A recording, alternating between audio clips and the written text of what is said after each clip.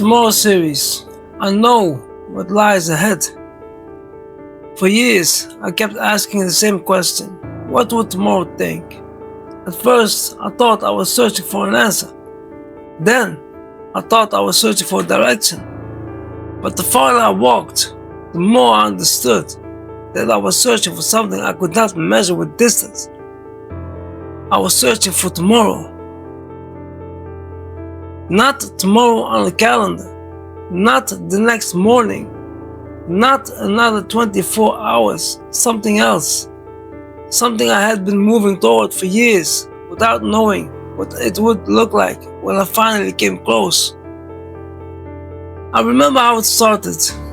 Not with a plan, not with a map, just a quiet unease that followed me through ordinary days, through rooms I knew well, through conversations that should have felt like enough but never quite did. I would sit still and feel the pull of somewhere else, somewhere I couldn't name. It didn't pass. It grew quieter and patient, the way things do when they know they will outlast you. So I left, not dramatically, not all at once. I left the way most people leave the things that no longer fit them, a little at a time, until one day I looked around and realized I was already on the road, and had been for longer than I noticed. The early part of the walk was the hardest, though I didn't understand why until much later. There was no stone yet, no marker, nothing to measure myself against, just distance in every direction. And the question sitting in my chest like a stone of its own, long before I understood what the real stone would mean. There were mornings I woke up certain and I had made the mistake, that the search itself was the delusion, that tomorrow was a word I had invented to keep shape to something that had no shape at all. On those mornings I kept walking anyway, not out of fate, but out of habit. And I have come to think that habit is its own kind of fate when you don't have the energy for the real thing. I met people along the way. Some walked beside me for a while and then turned toward the roads of their own. Some asked me what I was looking for, and I gave them different answers depending on the day, depending on how honest I could afford to be. A few of them asked the right question back. Not what are you looking for, but what will you do when you find it? I never had a good answer for that one.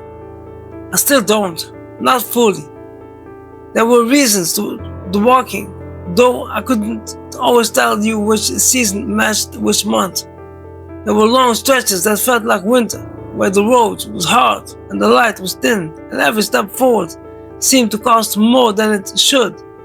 And there were stretches that felt like early spring, where nothing has changed, yet something in the air told me it was about to. I carried things I shouldn't have carried, old arguments, old versions of myself I hadn't quite let go of. A fear that if I stopped moving, even for a day, the question would stop meaning anything, and I would be left with just the tiredness, no purpose to wrap around it. I carried these things for longer than I care to admit, and now I have passed the first stone. I used to think the stone might be the destination. It wasn't. It was a boundary, a marker, a place where one part of the search ended and another could begin. I saw it long before I reached it, a shape on the horizon that didn't move the way weather moves, that stayed exactly where it was, no matter how the light around it changed.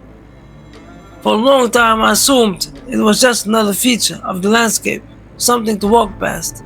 It wasn't until I was close enough to touch it that I understood what it actually was. When I passed it, nothing exploded. There was no great revelation, no treasure suddenly appeared in my hands. Instead, there was peace.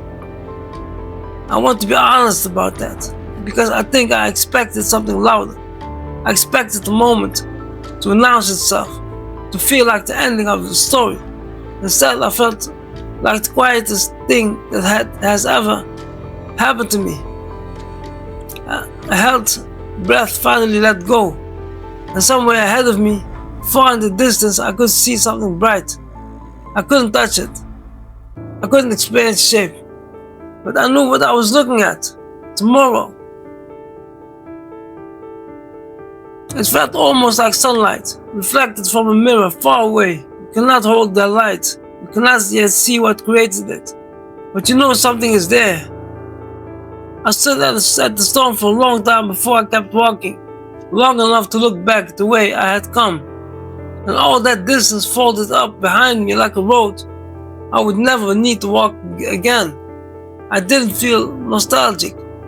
I didn't feel regret. I felt for the first time in years like the ground under me was solid. And for the first time, I wasn't asking myself whether tomorrow existed. I was asking myself what happens when I reach it. That changes everything. Because the journey no longer feels like searching in darkness. Now there is something ahead of me. And strangely, the closer I come to it, the less I feel the need to run. I notice things differently now. The weight of my own footsteps, the particular color the sky turns right before the light disappears completely.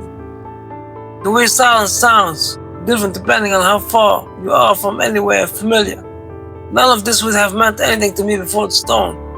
Now it feels like the entire point. I want to understand every step between here and there. The questions, the choices, the mistakes, the people I met, the things I carried for too long, the things I finally learned to leave behind. Because maybe those were the real treasures along the road.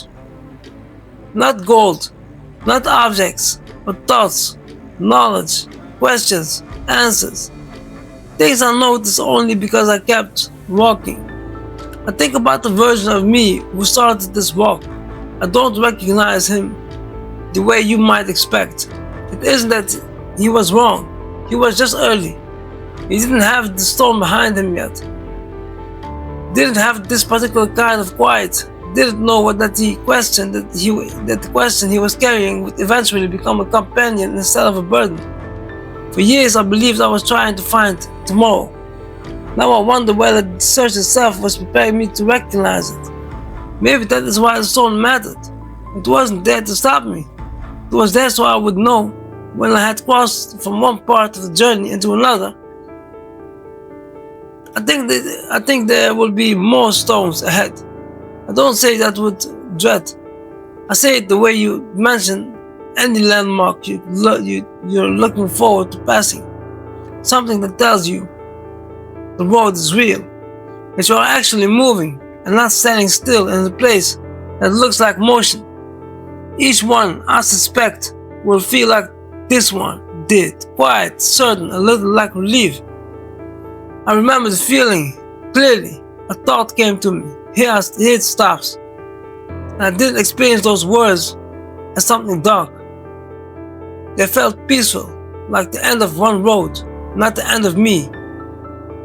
Beyond that point, there was openness, space, that distant brightness tomorrow. I still don't know exactly what I will find there, and I don't know what to pretend that I do. This series has never been around pretending to know everything. It comes from a real search. My questions are real. My reflections are real. The years I spent thinking about tomorrow are real. The story is simply the language I use to show you what that search feels like from inside my mind.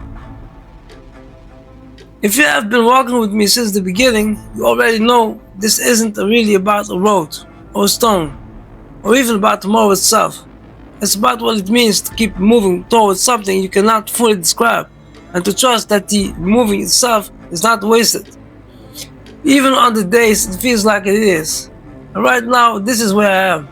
I have crossed the first stone. I am standing somewhere beyond it, and ahead of me, something is shining. I know I am not there yet. There is still distance between us. There are still things I have to understand, but for the first time, I can say this without hesitation. I know which direction is tomorrow. So I keep walking, not because I am running away from where I came from, but because somewhere ahead of me, I think I am going home.